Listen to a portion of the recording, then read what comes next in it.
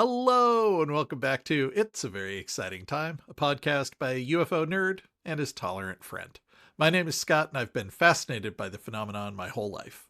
And I'm Chuck. I'm an aerospace nerd and a tolerant friend. We started this podcast because since 2017, there have been shocking revelations, from news of secret Pentagon programs to confirmed videos of astonishing craft.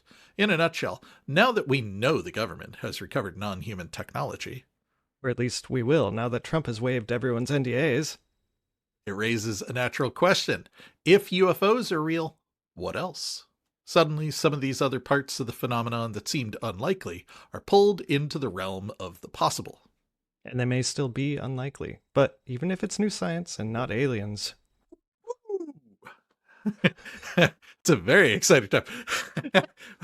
We both completely paused like, did it work? Apologies. The last few weeks, our audio has been terrible. We actually reached out to the support team for the company who provides the networking software that we use, and they gave us a couple suggestions. So we were like watching the microphone gain meter to see if it actually recorded. So if it worked well, you all heard me say woo this week for the first time in like a month. However, independently of that, I seem to be having some networking hiccups, so you'll hopefully won't hear any disruption in my audio, but you may see my camera occasionally freeze. Oh, it literally just did it while I was... Amazing. Could not have asked for a better freeze frame. Anyway, it's amazing. Apologies, everyone. Networking. Yeah. How does that work? How does it work? God. If only we had a network engineer on the phone right now. Wait. I know. It's too bad that you and I are so clueless about technology. But for those that don't know, that was my original specialty, and I still don't understand what's happening. Yeah. So Chuck, we've got some big stuff to talk about this week. Yeah? Surprisingly, it's one of those weeks where the thing that I am skipping is one of those things that sounds like it would be a big deal. So yeah. There is currently kind of a feud happening in the UFO community. Do you remember an episode or two ago, I told you that Ross Coulthart was talking about how there's a rumor that Lou Elizondo is being considered for like a UAP czar position. And there was some concern, Ross was reporting, in the community by some people who shall remain nameless, that Lou Elizondo's background as a disinformation agent maybe means he's not a great candidate to lead the disclosure movement. I mean, is he better or worse than AARO? Well, exactly. And we talked about this at the time. Chuck and I have a pretty good opinion of Lou Elizondo. I would rather have David Grush, but sure. as we said at the time, there is a vanishingly small group of people who could be considered for this role. And if you start eliminating people for imperfect past, you're very quickly going to find that no one is good enough to do this job. Yeah. So, you know, I would rather have Lou Elizondo than some unnamed government goon. You know, even if I would maybe prefer our good boy David Grush. That thing kind of blew up. Ross Coulthart had an interview with another guy in the UFO community named UAP Gerb, weirdest name, and Gerb like basically doubled down on all of these claims that Lou is a disinformation agent. This is his background. He can't be trusted. He's here to do a partial disclosure thing, a controlled disclosure, that he was going to do this under DNI Clapper, and now this is the new plan again. And Lou Elizondo had come out and put out a video saying like, this is bonkers. I don't like to respond to gossip, but like, I don't know where he's getting this from. He has no sources. This is absolutely untrue. Other members of the community are now taking sides. As we've talked about, Lou Elizondo is already a polarizing figure. So there's no shortage of people who have strong opinions about Lou Elizondo who are now doubling down on their side. Anyway, what a mess. Despite the fact that I just gave you the highlights of it, we're not talking about that today. I don't want to spend a whole episode talking about it, right? Like, this just isn't what I want this show to be about. And what I will say about it is this particular one was big enough that I felt we had to acknowledge it, right? Okay. Like, when it reaches the level of hitting Ross Coulthart's news program, instead of just being Twitter sniping, Right. Like it's Yeah. arguably newsworthy, but boy, do I not want to make it about like what are the personalities in the UFO Twitter fighting about this week, because it's always something, let me tell you. Yeah. Yeah. I bet. Well, Yeah. So instead, I would like to surprise you with something that we haven't talked about in over a year. bring it on. Do you remember that AARO is supposed to release an annual report on the state of UAP they documentation? finally they finally did it from like what, last year's report? That's right. The debrief reports Amazing. this week the Pentagon's All Domain Anomaly Resolution Office, AARO, finally released its 2025 annual report on unidentified anomalous phenomena, or UAP. Yes, you read that correctly. The long delayed report for fiscal year 2025 has been MIA since its expected release date last October, and finally appeared on AARO's website just 3 months or so ahead of the scheduled release date for its next annual report. Hey, better late than never. That's not Yeah. me saying that. That's the Yeah. quote from the debrief, which is normally a very like straight journalistic one. So it's kind of funny Hmm. to see them like, oh boy. Yeah, no kidding. So, I have two questions. First off, did it have anything fun in it? Um, Not really. We'll talk about it a little bit, but okay, all right, basically, if you've read any of the previous ones, this is the same. AARO okay, seems to have taken their mandate to provide a report as we received this many UFO UAP reports, and we debunked this many, yeah, and that's it. but no, And no info. you Yeah, can infer how many of them are left unsolved, but they don't want to talk about those ones. yeah, yeah, So, yeah. All right, yeah, cool. So you mentioned, or that quote mentioned a scheduled release date. I did not know that was a thing. Is that? indeed. So we've joked about this in the past, like over a year ago, the last time we talked about the AARO reports, how we felt like they were being released later and later. Uh, So what I found out is uh, no, they don't have a due date. What they do have is an annual reporting requirement. The okay. first one had a due date. It was due within 6 months of the Oh, okay, passage of the NDA, and then it was annually thereafter. okay, So any time in the year is fine. That said, this one is late. The other thing is, if you look at the previous ones, there is a pattern there that I hadn't noticed before that makes them feel more regular. So hmm, the 2021 report, the first one, was released in June of 2021, which was 2 months after its information cutoff date, meaning they're going to report on UAP encounters that happened up until April of 2021. So okay, they had a cutoff date. 2 months later, they released a report. In 2022, they released the report in January of 2023, which was 6 months after their August 2022 information cutoff. Okay, no problem. In 2023, the report came out in October, 6 months after their April cutoff date. And in 2024, the report came out in November, 6 months after their May cutoff date. okay. So like, we should have seen it 6 months after in like what, October of 2025? Yeah, if the pattern held, we would have expected Okay. the info cutoff date to be, April, May, June, somewhere in there, and like 6 months later get a report. So October, November.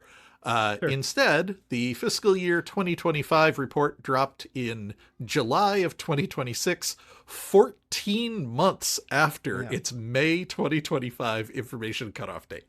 Hmm. I mean, so redefining it by the cutoff date definitely changes things, but I Yeah. remember originally saying that it seemed Mm-hmm. like we had an exponential release cycle. Yeah. And this just seems to be continuing up that curve. But I don't know. Claude tells me I still need one more data point. So if the next one's 22 months delayed, we'll know what's up. There you go. You can figure out whether it's logarithmic or exponential. Yeah, What kind of curve? Like, exactly. Yeah. It's a data quality problem, really, as Avi Loeb yeah. is fond of telling us. Yeah. We need more Um, sensors. yeah. So speaking, we just need to blanket the Arrow office in sensors. I'm sure that won't cause any problems at all for us. What, it's freely available if you look through the window. Yeah. Okay, so speaking of the information in the report, according to the debrief, the report offers an overview of the office's investigations of cases conducted between June 2nd, 2024 and May 30th, 2025. The new report conveys that AARO received 319 new UAP cases, so not as many as I was expecting. That many, yeah. During the reporting period, which brings its total case holdings up to 1,870 since the office's creation. 274 incidents occurred in the air domain, while 44 involved objects observed in space, and one occurred in the maritime domain. According to AARO's latest findings, there were no cases it resolved that point to advanced foreign technology or extraordinary capabilities exhibited by UAP, but close to 200 reports from the latest batch remain unexplained due to insufficient data. So, of the third, or less than a third that they were able to classify, those ones were definitely not foreign, but the other 2/3, yeah, who knows? Yeah, exactly. The ones we were able to debunk were debunked. Definitely debunked. Yeah, that's kind of what I expected, guys. Now, your ears probably perked up at the idea of a bunch of incidents being reported in space. The debrief calls those out specially. It says, as for those objects observed in space, AARO's report makes it clear that none of those space domain cases originated from space-based sensors, but instead mostly came from civilian pilots reporting through the FAA. AARO applied open source analysis techniques and three-dimensional modeling to render a high confidence assessment for each of these cases as being attributable to satellite flaring, the report reads. I have a number of quips about this, but one thing, the more interesting thing, I did a tiny bit of research on this, and there really aren't that many space-based sensors that we know about. I mean, lots there of are, but they're classified pointed out.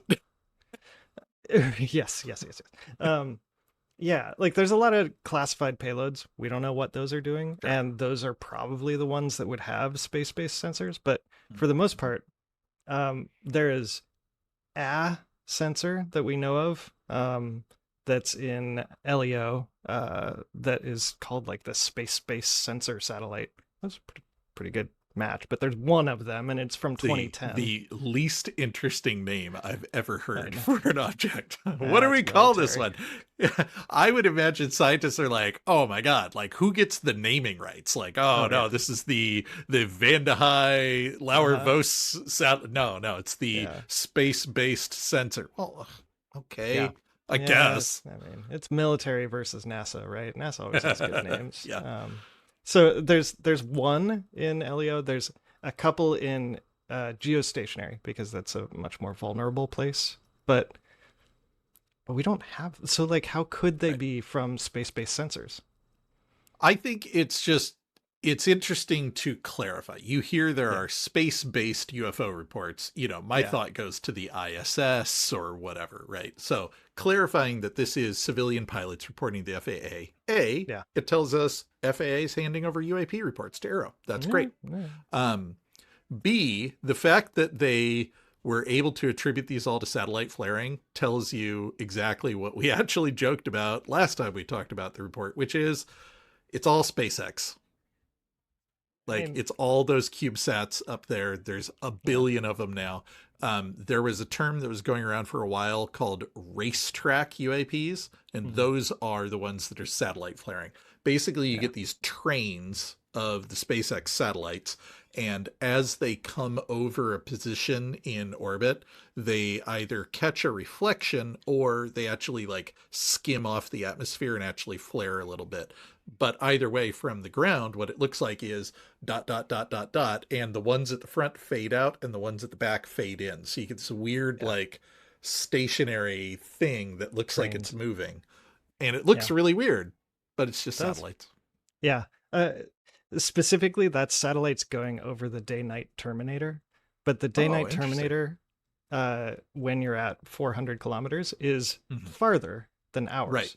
Yeah, and it's so at a different spot. Yeah. Specifically when it's around like sunset or sunrise, you'll see those trains come up a lot more often, Oh, interesting. because it is dark here, but it's not dark there. But it becomes dark there shortly after, and so they wink out, which is kind of These cool. kinds of things make such perfect sense, but it's one of those things where unless you are like an optics kind of person who studies these kind of things, like I remember feeling the same way when I learned that a rainbow can only happen when the sun is behind you and water is in front of you. Right? Yeah. Right? It makes so much sense. And like Yeah. that's what it always is every time you see one, but you probably don't put it together. But it's Mhm. like because of the way the light hits the raindrops and refracts off them back into your eye, the light source Yeah. has to be behind you in order for it to work. Yeah. I have every time I look at my orrery, I feel like I have one of those epiphanies. So I need to include rainbows in my orrery clearly. Anyways, There you go. let's keep talking. Okay, so AARO dropped their latest Oh yeah. report. It's not great. Yeah. They've got either Yeah. one or two more, depending on how they count it, in the original request. The fiscal year 2023 NDAA said they had to put one out that year and then annually for 4 years, which I read Oh, as okay. 5 reports. So 2023, 2024, 2025. That means there's two more before they have to re-up it. Okay. But I might be wrong. Who knows? All right. Well, um, And they of haven't course, been the second incredibly half of the valuable, historical anyways. report is due too. Yeah. Yeah, that's a good point. Yeah. Mm. Okay. But let's get to the big topic and probably the one that was on the thumbnail. I doubt anybody clicked through to hear about the AARO report. Yeah. Uh, Chuck, did you hear that President Trump waived all the UAP NDAs? I did not. I'm very excited to hear about this and whether Yeah. it's actually true. Now, as you might expect, there is a little bit of nuance to this. The first place we heard about this was from a Fox News article, and it took a few days to get confirmation. In fact, literally this morning, as Chuck and I logged on to record, I was checking my UFO links. I went, oh God, like Representative Burleson released the text of the thing, which we did Hmm. not have before that point. So Okay. we actually have breaking news. Yeah. So according to Fox News, quote, President Trump recently directed the Department of War and the intelligence community to allow former government employees or contractors that have relevant information about the disclosure of UAP to come forward to meet with designated government representatives, AARO, or pursue the Presidential Unsealing and Reporting System for UAP encounters and have their prior NDAs abrogated, a senior administration official said. Abrogated. It's a I have to $10 look word. this up. Yeah, $10 word. Like, who's writing? Anyways, it means to People who get repeal paid by the something. dollar. Yeah. Wait, No. we all Okay. get paid by the dollar. Paid by the word. Yeah. Paid paid by the letter. I don't know. Yeah. Anyways, uh, so okay, so repealing NDAs. That's cool. Yeah. Sounds great, right? They're like, I can't imagine that we've had a lot of mass NDA abrogations in the past. Mm-hmm. What is the process like for this? You have hit on exactly the question. I have a great deal of quotes that are exactly about that. All But right. let's keep rolling with the Fox Yeah, News cool. report. So, Fox says under the new process, former government employees and contractors who believe they possess relevant UAP information would first meet with designated officials at AARO or the President's UAP Task Force, pursue, who hold the appropriate security clearances. During those authorized discussions, any applicable non disclosure agreements could be waived, allowing witnesses to share information without fear of violating prior agreements. Wait, so if the receiving body, Pursue or Arrow, already holds the appropriate security clearances, they don't need that, do they? Like, Sure what's the sounds point of that way to this? me. Yeah, Okay. here's what I'm trusting. Fox News is reporting what it was told by a senior administration official who is like converting the legal language into news speak. And I think we're Mhm. getting a little bit of a game of telephone here because Yeah, yes, okay. absolutely. That is my understanding as well. This is the whole thing of, I can tell you that in a skiff, the only people who can get in the skiff are the people with the security clearances to hear what is happening in the skiff. Yeah. Yeah. Anyway, Fox News continues. You're going to love this. Another senior administration official emphasized the move was not a declassification directive and only allowed employees to come forward through government channels. Quote, people who believe that they have information have expressed reluctance in coming forward, the official said. We are eliminating that source of reluctance. Any information that is received that sheds light on the UAP mystery will ultimately be made public. A, I don't think they're eliminating that. And B, where does this say that it will be made public? It doesn't. I don't know. He Okay. says it will be. Okay. Yeah. So you are exactly landing on the tension. And like I said, I got a bunch of quotes here. We're going to go into the Okay. details. But Carry basically, on. boy, I have a lot of questions about this. Like, Yeah. okay, Trump says no more NDAs. Dot, dot, Yeah. dot. Yeah. I mean, he is a man of nuance, right? Yeah. So, yeah. So, up first, UFO researcher Joe Murgia said, with this reported new Trump edict, because remember, at the time that he's responding, we had no confirmation. It was just a Fox News report. With this new reported Trump edict, the fact that it's only former employees bothers me. What if the juiciest info comes from folks currently working on those alleged UAP programs? I mean, seems very likely to be the case. Right? The Disclosure Foundation says, will these protections extend to current employees and contractors? Which agencies, private corporations, and or entities will they apply to? What oversight mechanism exists to facilitate this process? And how do we ensure that information won't just get locked up inside of AARO or the Pursue Task Force? Right. That's a great point. I have NDAs on me. Like, can I get out of those?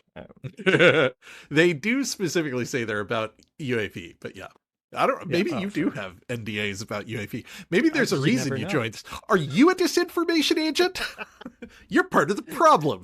I might be. I might be. No, I can neither confirm nor deny. Exactly. Actually, quick aside, Mm. my coworker Jason pinged me the other day, and he said he was charmed by us talking about can neither confirm nor deny, Mm. which he said is called a Glomar response, which he linked me to a podcast about it. It's fascinating. Basically, everybody should go look this up. There's a Radiolab episode from a few years back. I forget what the name of the episode is, but look for Glomar, Glomar. And basically, that term that we're so used to now is a thing that they came up with as a way to avoid answering reporters' questions about this crazy CIA scheme to take a boat owned by Howard Hughes out with a giant mechanical hook to pull up a crashed Russian submarine from the bottom of the ocean. So reporters found out about it and started asking questions, and they had to have a lawyer come up with a way to answer it. And the way he landed on was, we can neither confirm nor deny these accounts, but if such records existed, they would be classified. Wow. That's interesting. Okay. Right? Now I got to read that or listen to that podcast. Yeah, Thank it you. was very good. Thank you, Jason. Uh, so yeah, up next, former director of ATIP and potential upcoming UAP czar, Lou Elizondo, took a few minutes away from his ongoing beef with UAP GERB to say, it is true that the president signed a presidential directive that has not yet been made public. So we don't know exactly what's in there. And I applaud that effort. It's a great move forward. The problem is, it doesn't alleviate us from our NDAs. There's a lot of confusion right now that, oh, Lou, you don't have an NDA anymore. You can say whatever you want. That's not true. I am still held by my secrecy oath, and until the government gives me the ability to speak openly, it has not alleviated my ability to speak to the general public. Yeah, that makes sense. It definitely, I don't know, it's very confusing. I I want to see that text. I want to see Yeah, the legalese. 100%. Another UAP whistleblower, Dylan Borland, tweeted, this quote is so funny to me. He said, "Boy, I've had quite a weekend. And since people have asked, no, I have not watched the latest King of the Hill season." Okay. Well, he's joking, right? Like everybody's asking all the UAP whistleblowers, "Yo, like, does this mean your NDA is lifted? Can you talk about this?" So he's getting a little cheeky there. Anyway, as for the Trump pursue stuff, I have opinions. I want to be very polite, but my intuition suspects this is something not about future whistleblowers, but about getting past info out. If Matthew Brown gets on me, maybe I'll pop off. Okay. So, did Matt Brown respond? Matthew Brown. Matthew Brown was a little busy with his own popping off. So he actually published a great article called Catch and Kill. I highly recommend everyone go read it. It's linked in the show notes. But basically, he talks about the flaws in this process. And this kind of piggybacks on literally in the last episode, we were talking about a Matthew Brown article where he talked about amnesty. And now amnesty needs to have multiple things going on. It's not just about can you talk, it's about can you talk and are you free from retaliation. So he responded and he said, "Unfortunately, the process as publicly described is fatally flawed. Under the arrangement proposed so far, no current or prospective UAP whistleblower should entrust any of these government bodies with sensitive testimony or evidence." Yeah, and I think that's kind of what they've gathered so far. Yeah. He continues, he says, "Whistleblowers are required to report through AARO, the Office of the Director of National Intelligence, ODNI, or Pursue. Permission to speak is not protection from retaliation. AARO has mischaracterized testimony and undermined witnesses. ODNI has failed to correct grave abuses against UAP whistleblowers, and Pursue has released censored, ambiguous material while far stronger government evidence remains hidden. The danger is clear. Whistleblowers could be sent back into the same system that they are trying to expose, where their identities, testimony, and evidence may be collected, buried, distorted, reclassified, or used against them." And none of this is new. This is kind of echoing what we've heard Lou Elizondo and others say about past efforts to get whistleblowers to go into AARO. AARO has not been a great steward of it. They have, some whistleblowers have reported that AARO then classified their testimony so that now they can't talk publicly about it. Other whistleblowers felt that they were just being completely like railroaded, just ignored. Some whistleblowers couldn't talk to them at all. So total grab bag of responses from AARO. And Matt Brown is basically hammering on the fact that like, yo, if you were going to pick 3 government agencies, we've got 2 here that have actively abused trust in the past and one that has yet to earn any, but has a troubling tendency towards releasing incomplete information that leads you to believe there's nothing to see here. So I mean, it seems exactly like what we were saying. It doesn't seem like a great start, but I want to see the language. Maybe it's better than we think. I don't know. 100%. Now, Matt Brown doesn't just stop at, hey, here's everything that's wrong with it. He makes some tangible suggestions for here's how you can improve it.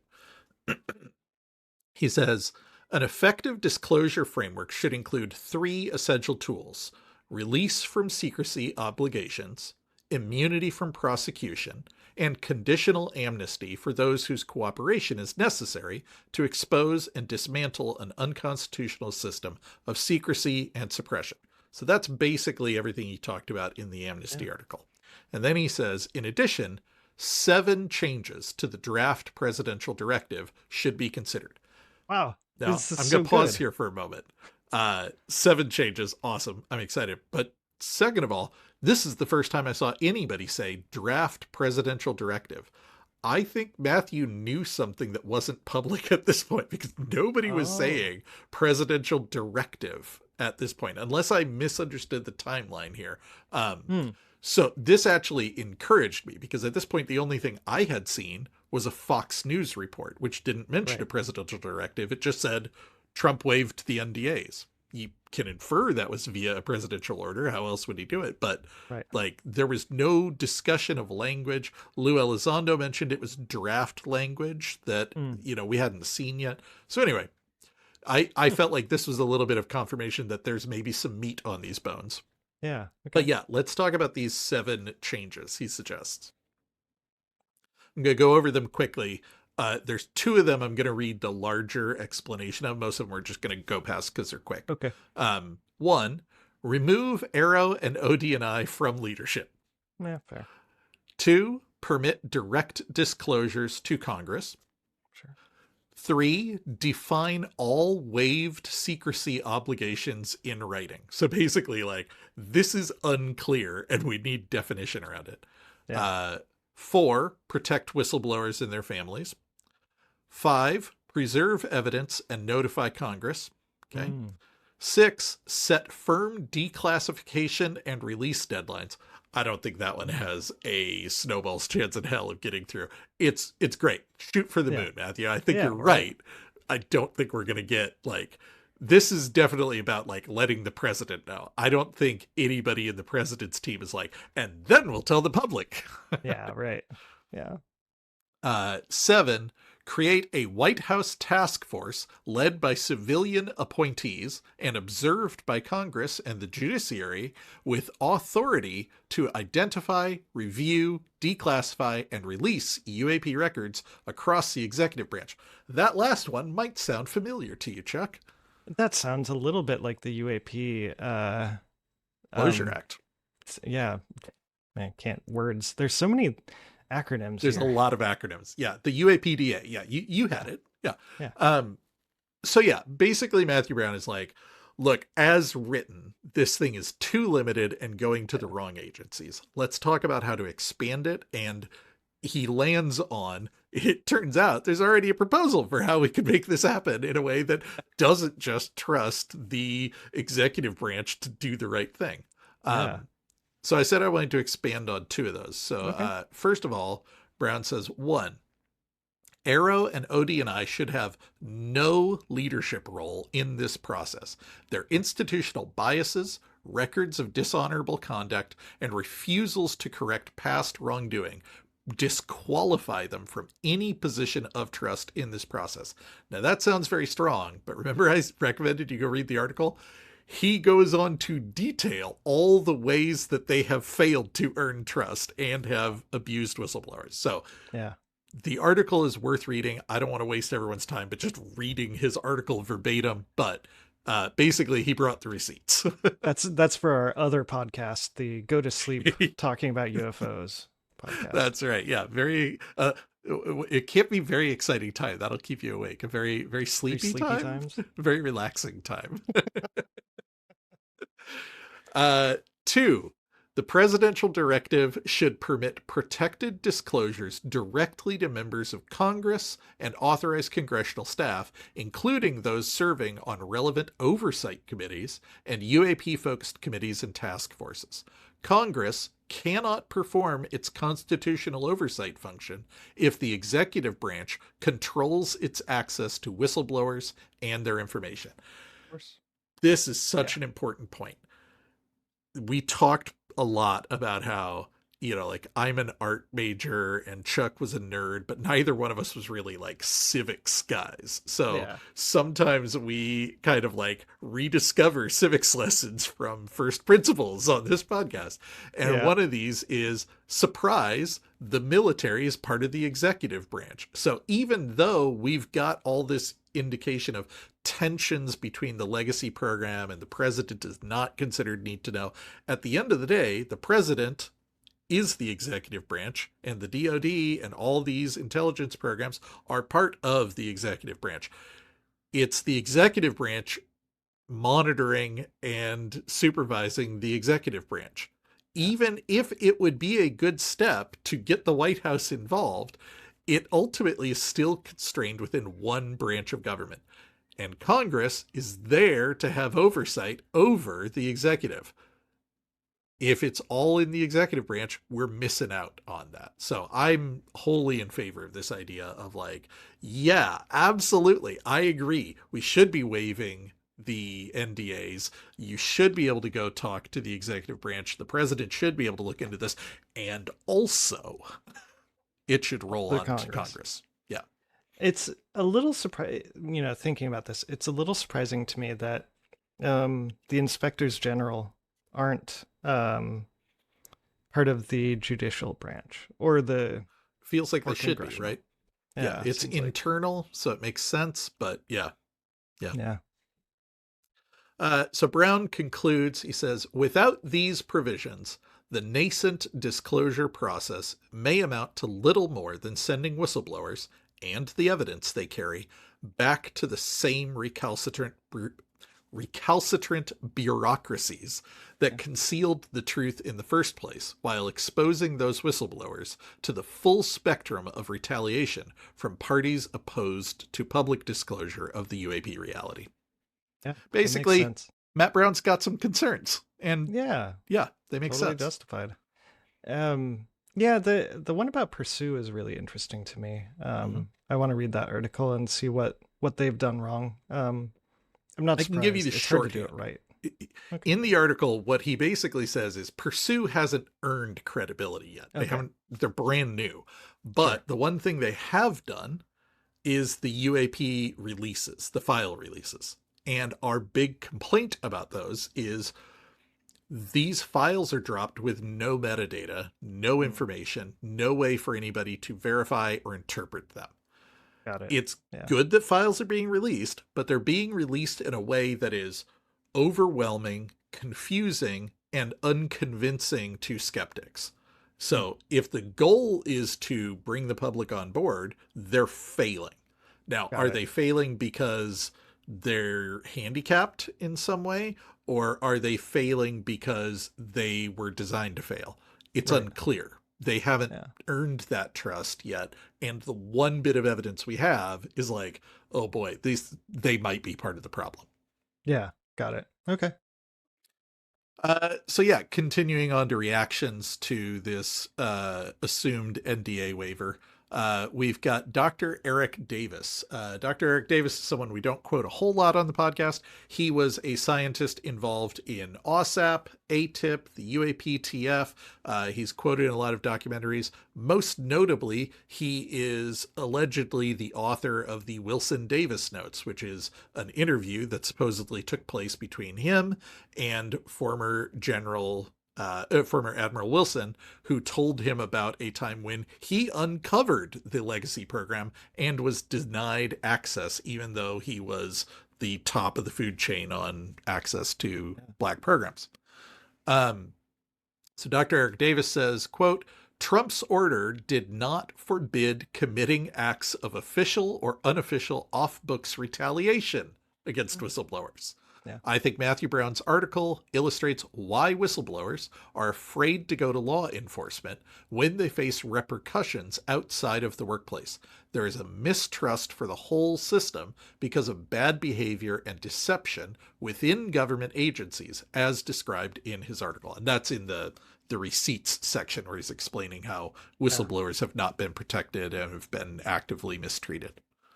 But how could, just a counterpoint, how could a presidential directive like actually control unofficial off-books retaliation? It's a good point. He's noting that it also doesn't prevent official retaliation. All it does is say, you can come talk to us. It says nothing about what happens afterwards.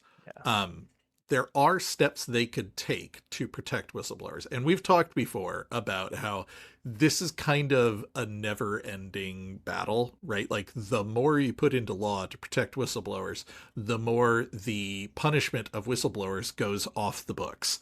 Like, it's already illegal to harass people. It's already illegal to cut someone's brake lines. It's, you know, like the territory you get into is things that are already crimes.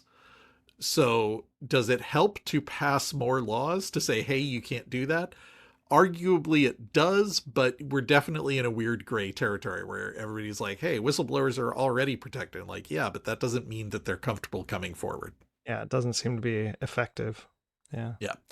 Um, Representative Eric Burleson spoke up on this topic, and this was the moment where I really sat up and paid attention, because until this Okay. point, what we've had is a Fox News article and a lot of people reacting to it. Right. And I was probably in cautious optimism mode. And after this line from Burleson, I went to fully optimistic. Okay. Burleson said, if you are a current or former government employee, so first of all, note he's extending to current. Yeah. If you are a current or former government employee or contractor interested in taking advantage of this directive, I am offering my office's assistance in contacting and getting your information to any agency. We are uncertain whether the abrogation of NDAs will apply to testimony received by Congress before referral to the executive branch. Therefore, at this time, if you are thinking of speaking to the executive branch pursuant to this directive, I strongly recommend that in addition to an attorney, you request that either I or another member of Congress be present with you. Interesting. Right? Yeah. Okay. So he comes in, he pointedly inserts himself between the whistleblowers and the executive branch. He clarifies, he doesn't clarify, he highlights that there is an ambiguity around what sort of protections they have. He offers his services and tries to make sure that Congress is part of the discussion. As we pointed out, what we know so far from Fox News, Congress ain't part of this. This is, you have permission to talk to the executive branch, specifically AARO or Pursue. And now Burleson's like, yeah, also Congress. Yeah. Now, there were a couple of lines that were not part of his press release where he said he has been working closely behind the scenes with Stephen Miller on getting clarified language and trying to get more protection and more clarity. And he felt optimistic. He felt like this is not them putting up a whole bunch of roadblocks. And you know, this is genuinely a step in the right direction. And he's enthusiastic about it. I tend to take Burleson very seriously when he's talking about this topic. And when he's saying, I'm optimistic about this move by the president, I'm like, all right, I have moved to, I'm optimistic about it. I think maybe this is going to be a good thing. Okay. So there's something in here that I think a lot of people wouldn't catch on to that I think is really interesting. So so he specifically mentions, in addition to having an attorney present, why? So we think about attorneys as giving us advice about how to say the thing, but there's an additional thing that they do that I didn't know about until a couple of years ago, which is when an attorney is in the room listening to your words, those words are now covered by attorney-client privilege. And that doesn't help with like law enforcement. But if there's another lawyer involved, then suddenly that does matter. So if you were sued by the government, then having that attorney there is useful. I wonder if having a congressperson there also covers some avenues. Like, does that get what's the thing where Congress can hear anything? The truth in speaking or something. I don't know. We've talked about this before because some members of Congress think that they have blanket top secret access to everything, which they don't. And as far as we can tell, what's happening is members of Congress and certain members of their staff automatically receive clearances, but that doesn't mean you have a need to know. So, for example, Chuck has a top secret clearance. Or something, right? Or did you have an NDA? I forget. You've mentioned I have it an before. NDA. But the point is, you do not have access to certain programs. Like, even if you had a clearance, it doesn't mean you have access to a program. And Congress is no different than anyone else on that. These special access programs, that's what the name means, special access. You have to be on the list. Yeah, right. Yeah, so I do not have a security clearance. I might be able to get regular, but I'd never get top secret. Yeah, that makes sense. Yeah. Matthew Brown follows up on Burleson's announcement. He says, "This is an important announcement for Representative Burleson. The current directive from the president does not free whistleblowers to speak to the public. AARO and ODNI are hostile to UAP whistleblowers and cannot be trusted. If you have a credible and urgent need to blow the whistle on government or private sector wrongdoing related to UAPs," sorry, there's a cat in the background going crazy right now. I can only assume Annie is moving through the house and this cat is like, "Where are we going?" Anyway, sorry. Yeah, you can't hear it, so. Good. If you have a credible and urgent need to blow the whistle on government or private sector wrongdoing related to UAP, protect yourself first, be cautious, and consider Representative Burleson a trusted ally. That's nice. Yeah. Yeah. That's good. I don't know. The more we hear about Matthew Brown, I don't. He's just putting out some really good content, really good thinking recently. And we're not just saying that because he recommended the podcast. Yeah. It helps. Yeah, it does. Yeah. So here's the thing. Originally, this is where the episode was going to end. My show notes ended here on, "This is promising. Representative Burleson has come out. Like maybe this will be a thing." And then I signed on this morning, a half hour before the podcast, and saw a tweet from Representative Burleson. "Today, I am releasing preliminary implementation guidance shared by the Trump administration regarding President Trump's UAP NDA directive." And then he attaches the PDF with the Jesus Christ, why can't I think of it? The directive. The directive. So we now have the words of what Matthew Brown and Lou Elizondo and everyone else was reacting to when they were like, "There's a thing. I don't think the public has seen it yet." They had seen it. Okay.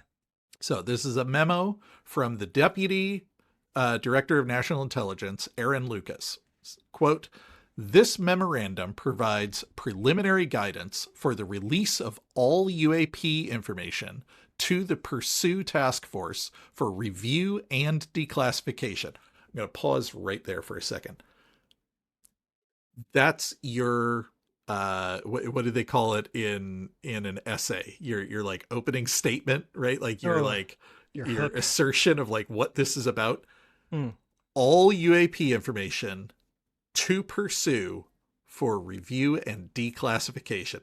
That's the goal. It's not just we want it. It's we want it so we can declassify it. Now, and it's very credibility is earned. Yeah. But stated goal is important here. Yeah, and also that is kind of different than everything that was reacted about earlier. Yeah, absolutely.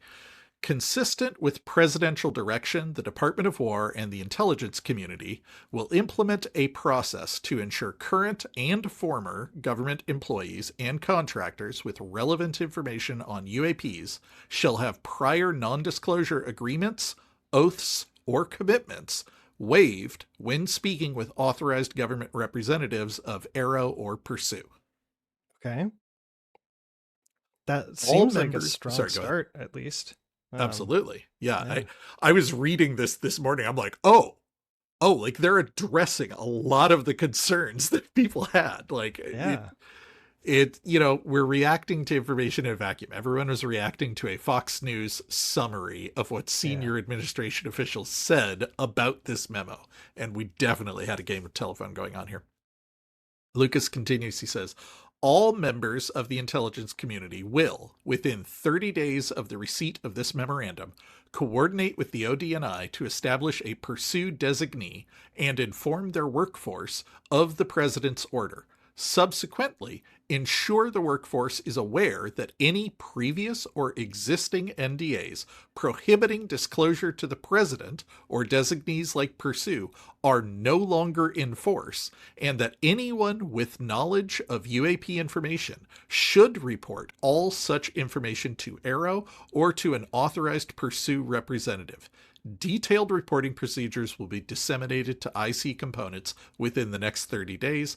In addition, DOW and ODNI will be issuing departments and agencies detailed implementation guidance for the broader Pursue Transparency project.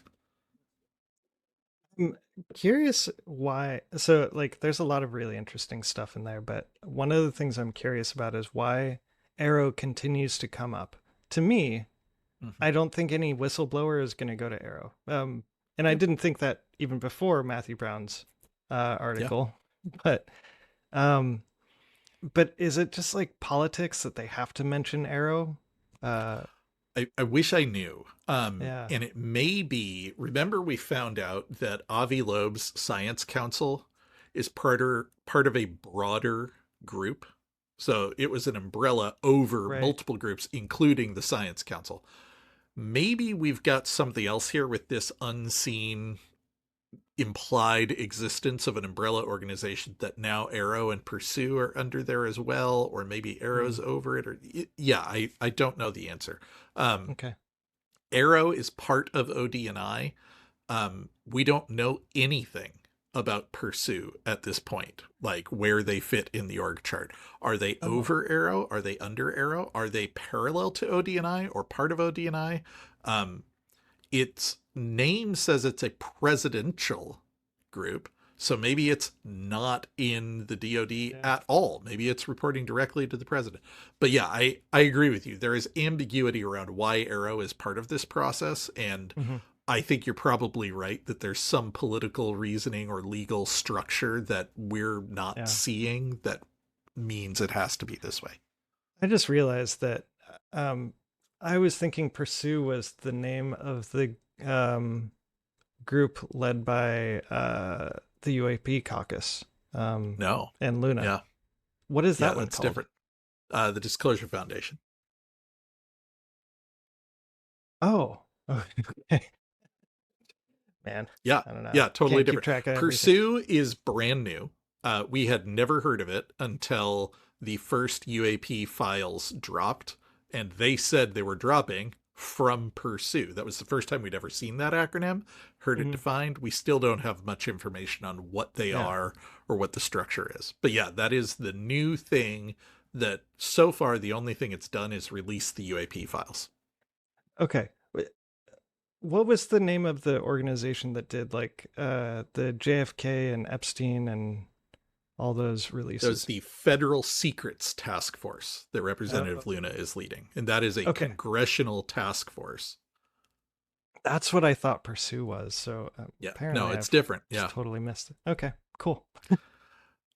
So yeah, as you can imagine, there were a lot of people reacting to this, and I was scrambling this morning trying to find the Yeah, best no quotes. kidding. But yeah, as Chuck pointed out, there's a lot of really interesting stuff in this, and I found a bunch of quotes that kind of highlight that. So first of all, the Soul Foundation. This is Dr. Gary Nolan and Peter Scoffish's UFO science Mhm. group. They put out a statement. They said Deputy DNI Lucas's memorandum additionally states that members of the intelligence community, quote, should report all such information to the Pursue team, which means that participation in the described process is not optional. I feel like in my world there's an RFC specifically about words like this, and Yeah, in my world, should is optional. Must is a requirement. Should is that's fair. strongly encouraged. May is Yeah. optional. I would say it's different than could, can, may. You know, Yeah, should implies you need to go do this. I agree with you. It doesn't you say should. must. Yeah, I also don't know if these open source terms are used the same it's way in yeah. federal government legal structures. I suspect RFC 2418 doesn't It's apply not here. for the government, yeah. Harvard astrophysicist and leader of Trump's new UAP Science Advisory Council, Avi Loeb, wrote a blog post about this. And his most interesting thing was, quote, the total legal immunity for whistleblowers is communicated through an absolute waiver of past or existing NDAs, meaning that employees and private contractors can no longer be prosecuted, stripped of security clearances, or face civil penalties for exposing highly classified UAP data, provided that they speak to authorized members of AARO or the Pursue Task Force. I can't tell. Is that just commentary? Is he saying that that's what this memorandum did or what it should have done? It's worth pointing out, Avi Loeb is not a lawyer. Sure. He's an astrophysicist. And we got a memo that describes itself as provisional or preliminary guidance. This is not the final legal language. That said, I'll get to a quote later that kind of agrees with what Avi says, that like, this sure sounds legally enforceable. It's worth mentioning that Avi is on the insider's track at this point. I wouldn't be surprised if he was consulted or involved in some of the discussions around as they headed towards this.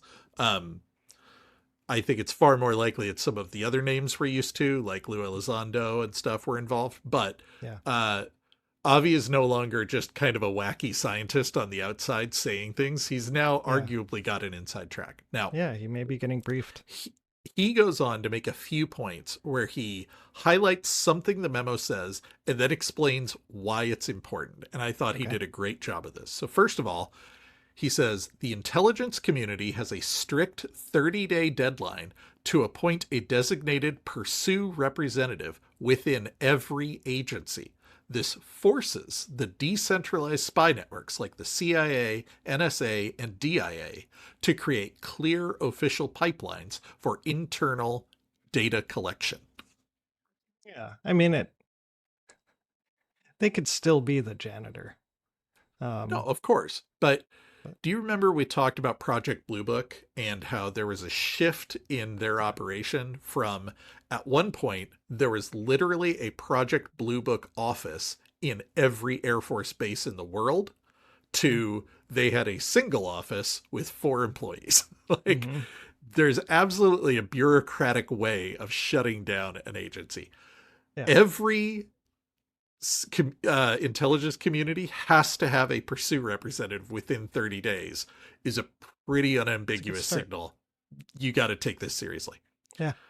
Second, Loeb continues, intelligence agencies are legally obligated to actively notify their personnel that their lifetime secrecy oaths regarding UAPs are null and void when cooperating with investigators. This directly combats institutional buy-in and the fear of professional retaliation. I read that press release and completely missed the part where it said you have to appoint a Pursue representative and tell all your employees that the law has changed. They're not just relying on the employees to proactively see this in the news. You have to communicate this down the chain of command. Right. Yeah, which is a good start. But absolutely, I also don't check my email more than once a month, and I often miss things. So like, there's no assertion about what number of employees have passed the mandatory training, like there is for other things in government. Absolutely. There's no question that any regulation could be made stronger.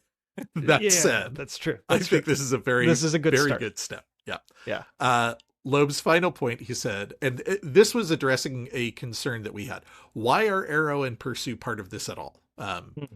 Loeb says, by naming AARO and Pursue as the sole authorized entities, the executive branch is stripping legacy defense compartments of their monopoly on UAP data, funneling all historic and current records into central oversight databases. So, to address your question earlier of why AARO, AARO is many things, but a data warehouse is one of them. Yep. Pursue is the president's task force to review and declassify. AARO is where that data lives. So if everybody reports and all the information channels to AARO, you don't end up with the CIA setting up its own UFO office that's just a broom closet that nobody looks in. You don't end up with the DIA setting up their own office, the Air Force setting up their own office. Everybody goes to AARO. Everything's in one place, and there's only one agency that the president has to apply a little pressure on Right. instead of having to go to every single agency independently. So, Sure. do I trust AARO? No. Am I No. happy that they're part of this process? No. Does it make sense? Arguably, yes. Yeah. Yeah. I guess the question is more about, do we trust AARO to keep the data in its, like, I fully trust them to lock it in a cabinet somewhere that nobody will ever see it again. But do I trust them to faithfully actually put it in that cabinet and not shred it? Yeah. I don't know. Now, here is where I'm going to say something mildly controversial. I think AARO might be better than it used to be. Under It might Sean be. Kirkpatrick, it appeared to be actively a debunking organization. Right. Their job was to come in and cover it up. Sean Kirkpatrick, in particular, appeared to have marching orders to make this go away. Yep. John Kozlowski, the current director, does not appear to have the same marching orders. Now, Right. that's inference. Kirkpatrick loved being on camera and loved taking any opportunity to smear whistleblowers. Kozlowski hasn't. That doesn't mean he's not doing the same thing behind closed doors. It just means he's not giving interviews where he does that. He's not making weird, shady LinkedIn posts about it the way Kirkpatrick was. So the bar is so low, right? Like if AARO was a 0 before, they could be a 1 now, and it's a 100% improvement. Huge improvement. Technically infinite. I will say all of the bad stories we have heard about AARO, the whistleblowers who have bad experience with AARO, all of those stories date back to Kirkpatrick's tenure. Right. We haven't heard many stories about AARO since Kozlowski took over. They've been kind of radio silent. Now, we kind of interpreted that as job's done, shut up and get out of the way. But maybe Kozlowski is actually kind of trying to do the job against a bureaucracy that doesn't want him to do it. Right. We don't know. This is all outside inference. But again, if Kozlowski is actually kind of on board, it might explain again why we're kind of centering AARO in this. So I'm not saying we should trust AARO. I'm saying maybe there's a slight glimmer of hope that maybe they're not a bad steward of information anymore. Of course, there's also a big difference between we're not actively hindering the investigation to we are participating and helping advance it. You know, like you can do a lot of harm by just doing nothing. Yeah. Hey, we released our report 14 months late. Yeah, right. But they finally did release it. They did finally release it. So something. we'll see. Disclosure Foundation put out a comment on it. I talked about how Avi Loeb is not a lawyer. Well, Disclosure Foundation said the new memorandum has been thoroughly reviewed by our legal team and carries significant impact. Interestingly, the memorandum goes further than mentioning mere NDAs and also extends to the waiver of, quote, agreements, oaths, and commitments. When someone comes forward under this express waiver, relying on its assurances, nearly all legal jurisdictions would honor such a waiver. While the administration's waiver cannot impact the terms of contracts between private entities, like a civilian employee and their defense contractor employer, any NDA agreement, oath, or commitment made with the United States government concerning UAP information is potentially impacted by this directive. Okay. That's great. I love that someone actually had some lawyers look at this and then told us what the findings were. That's really rare. Now, one thing that they highlighted, which I think is worth pointing out, is the rumor has been for a long time that all of this shit was moved to private contractors. Right. Obviously, the government saying government employees don't have to honor their secrecy oaths with regards to UAP doesn't extend to employees of Lockheed Martin or historic employees of Lockheed Martin. So there's still some work to be done, but they don't have the ability to compel Lockheed Martin to testify without taking some more extreme steps. That's the one. So again, this is a very positive step in the right direction. And I actually feel more reassured seeing what it does and what it doesn't do than I do in the kind of like, yeah, it does everything. Like, I mean, I'm sure it doesn't do everything. Finding out like, yeah, it doesn't do everything, but the things it does well. Okay. That's really encouraging.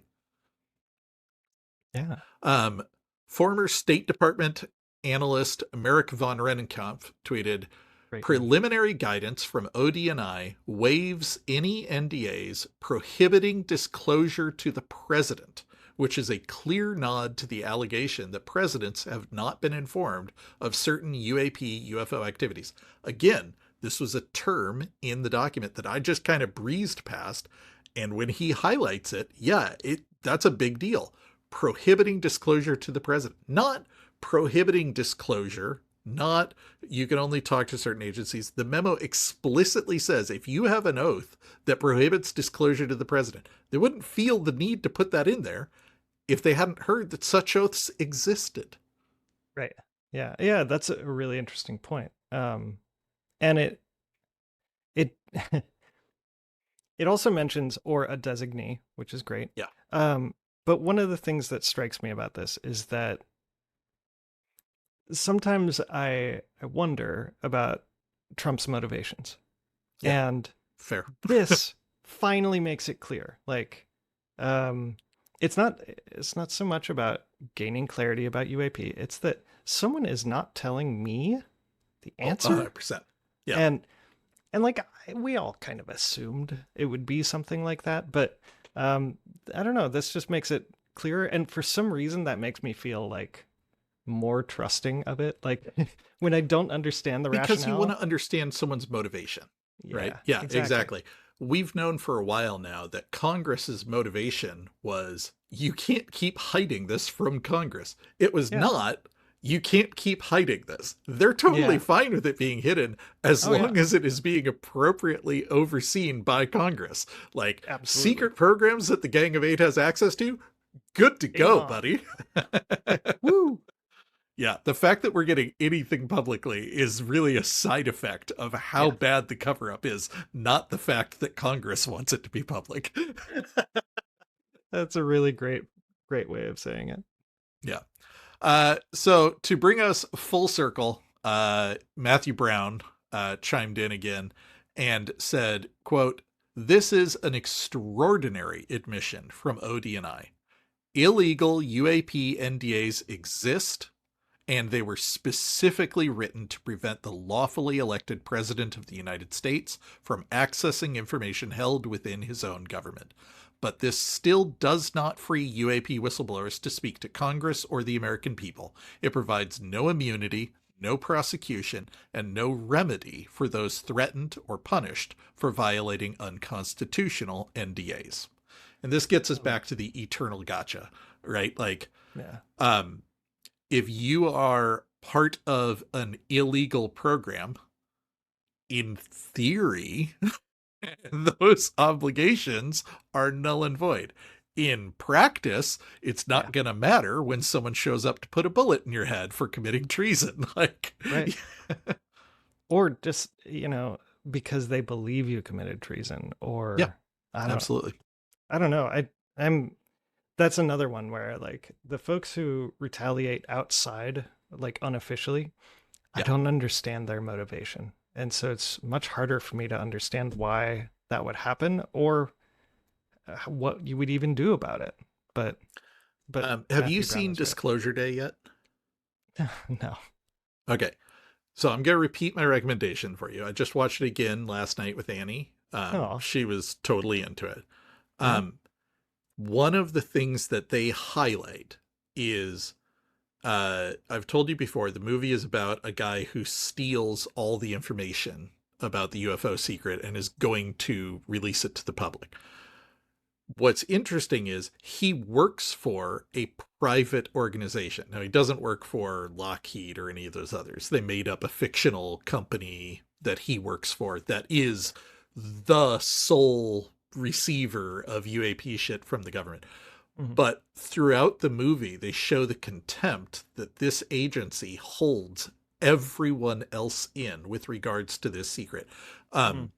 Generals and admirals are in the room yelling at the head of the company at one point that he needs to do something, and he's just absolutely dismissive of them. He does not give a shit what they think, except so far as they're inconveniencing him. Like, he's trying to avoid taking meetings with them. Nobody mentions the president at any point other than the main guy mentioning, like, they see this president becomes a civilian again after 8 years, so they're not going to tell him. Like, Mm-hmm.